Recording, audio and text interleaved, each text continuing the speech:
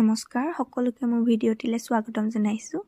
ইয়াৰ ৰাতিপুৱা গা পা ধুই শিৱ মন্দিৰত চাকি দিম বুলি যা যোগাৰ কৰি মই ওলাই গ'লোঁ। আহি আমাৰ মন্দিৰ পাই গ'লোহি। মন্দিৰত দেখিছেনে ৰাতিপুৱা ইমান বেছি ভিৰ নাছিল দেই তেতিয়া, মানে মই অলপ গৈ পোৱাও দেৰি হৈছিলে বাৰু। তাৰপিছত এয়া ধুনীয়াকৈ চাকি গছ জ্বলাই লৈছোঁ। মন্দিৰৰ ভিতৰতে চাকি জ্বলোৱাৰ ব্যৱস্থা আছে। তাৰপিছত আমাৰ এয়া পূজাৰীদেৱ, তেখেতকো সেৱা এটি কৰি ল'লোঁ। তাৰপিছত আমাৰ ভকতসকলে এফালে প্ৰসাদৰ যা যোগাৰ কৰি আছে বাৰু, ইমান বেছি ভিৰ নাছিলে তেতিয়া। এয়া প্ৰসাদৰ এফালে যা যোগাৰ কৰি আছে, অহা আহি আছে, চাকি জ্বলাই আছে।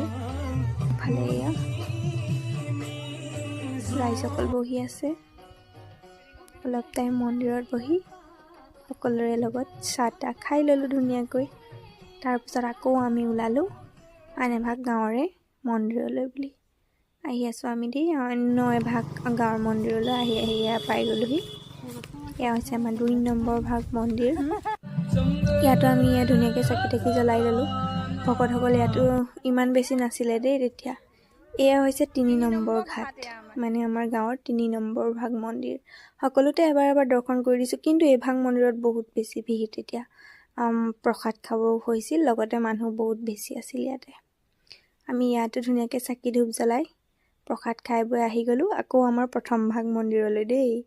এয়া প্ৰথম ভাগ মন্দিৰৰ প্ৰসাদ সকলোৱে গ্ৰহণ কৰি আছে, তেতিয়া বহুত বেছি মানুহ আছিলে। তাৰপিছত আমি মন্দিৰৰ পৰা ঘৰলৈ যাত্ৰা কৰিলোঁ। ঘৰত গৈ ধুনীয়াকৈ আমি শিৱৰাত্ৰিৰ বিশেষ খিচিৰি খালোঁ দেই ৰাইজ।